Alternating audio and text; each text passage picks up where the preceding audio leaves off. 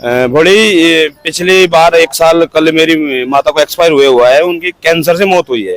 तो मैंने जो 71 लीटर जल उठाया है अपने गांव के जो कैंसर पीड़ित लोग हैं उनको, उनके लिए बोले उनकी अच्छे से मदद करे, स्वस्थ रखे अब मेरे गांव को, मेरे परिवार को।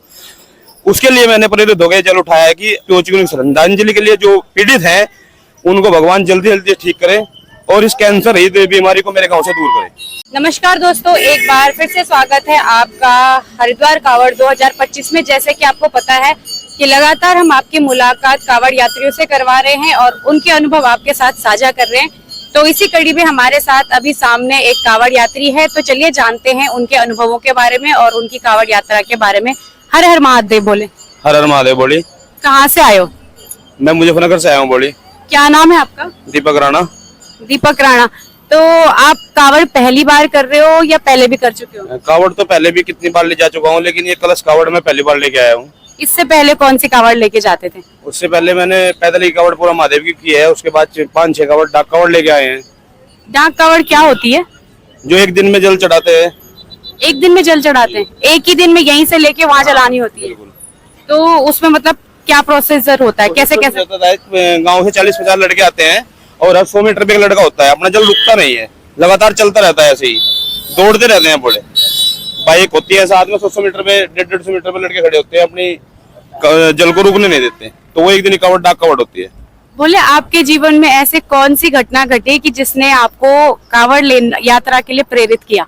श्रद्धांजलि के लिए जो पीड़ित हैं उनको भगवान जल्दी जल्दी ठीक करे और इस कैंसर रहित बीमारी को मेरे गांव से दूर करे। बड़ी पिछली बार 1 साल कल मेरी माता को एक्सपायर हुए हुआ है, उनकी कैंसर से मौत हुई है। तो मैंने जो 71 लीटर जल उठाया है अपने गांव के जो कैंसर पीड़ित लोग हैं उनको, उनके लिए बोले उनकी अच्छे से मदद करे, स्वस्थ रखे अब मेरे गांव को, मेरे परिवार को। उसके लिए मैंने प्रेरित हो गए जल उठाया है कि अब तक मेरे गांव में कोई कलश कावड़, भारी कलश कावड़ लेके भी नहीं गया है। तो भोले की इच्छा के अनुसार 71 लीटर जल मैंने अपने गांव के कैंसर पीड़ितों के लिए, जिनकी मृत्यु। तो बोले, आपकी ये कितने किलोमीटर की यात्रा होने वाली है? बोलिए 110 किलोमीटर के आसपास मेरी यात्रा है। और रोज कितना किलोमीटर चल लेते हो? 10 से 11 किलोमीटर डेली चलता हूँ। मुझे 22 तारीख में गाँव पहुँचना है, 23 में जल चढ़ाना है। आप करते क्या है? मैं जॉब करता हूँ फाइनेंस में। अच्छा, फाइनेंस में। बोले, जैसे आपने बताया कि फाइनेंस में जॉब करते हैं, आप देख रहे हैं कि कावड़ यात्रा चल रही है और शासन प्रशासन ने अपनी तरफ से काफी अच्छी व्यवस्थाएं कर रखी है, लेकिन आपको ऐसी कौन सी चीज लगती है कि अगर आपको मौका मिलेगा तो आप क्या सुधार करना चाहोगे?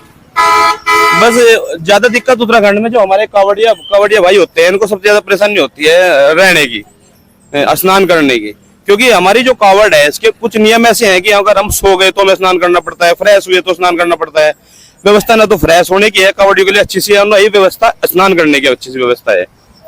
तो मैं ये चाहता हूँ कि जितने भी यहाँ पे इस रास्ते, अगर जिस रास्ते कावड़ चले, पहली बात तो जिस दिन कावड़ शुरू हुई थी उस दिन इस रास्ते को ब्लॉक कर देना चाहिए था।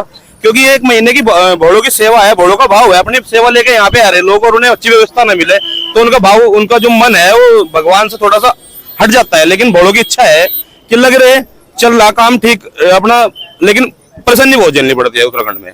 बोले, एक और सवाल है, मैं ये देख रही हूँ कि बहुत छोटे छोटे बच्चे भी यहाँ पर कावड़ के ले आ रहे हैं, लेकिन उत्तराखंड में जो भी अभी मैं यहाँ पर अभी देख रही हूँ कि कावड़ लेते हुए जैसे नियम होते हैं कावड़ के, तो छोटे छोटे बच्चे जैसे नशा कर रहे हैं, तो क्या इससे उनका जल खंडित नहीं होता है? ये तो भोले अपनी परंपरा चली आ रही है कि लोग नशा कर रहे ले जा रहे हैं, कोई निर्जल भी ले जा रहा है, जल भी नहीं पीता, पूरी कावड़ में जल खाना नहीं खाता, अन्न को त्याग किया हुआ है। ये तो अपनी इच्छा है, भोले कर रहे सब। लेकिन ऐसा हमने सुना नहीं कि इन चीजों से कि ऐसा कि कावड़ खंडित होती है या ऐसा कोई होता हो। जैसे युवा पीढ़ी इस कावड़ यात्रा से क्या क्या सीख सकती है आपके हिसाब से? क्या सीख रही है युवा पीढ़ी कावड़ ले रही जी? हाँ, मतलब क्या सीख रही है? जो कुछ सीख रही होगी जब लेगा रही जी। अच्छा, एक और सवाल है कि जैसे ये आप कावड़ यात्रा कर रहे हो तो इसमें भक्त, भोले के भक्तों में काफी जोश है, तो इस यात्रा में आपकी नजर में या आपके कानों में सबसे ज्यादा सुनाई देने वाला भोले का नारा कौन सा है, आपका पसंदीदा नारा? बोल बम है, जिस बड़े तो कोई नारा ही नहीं है। एक बार नारा हो जाए। हाँ जी, बोल बम बम बम। धन्यवाद, आपसे बात करके काफी अच्छा लगा। तो दोस्तों, आपको ये वीडियो कैसे लगा कमेंट बॉक्स में जरूर बताना और अगर आपको ये वीडियो अच्छा लगा हो तो वीडियो को लाइक, शेयर और सब्सक्राइब जरूर करना। मिलते हैं बहुत जल्दी एक नए वीडियो के साथ, तब तक के लिए धन्यवाद।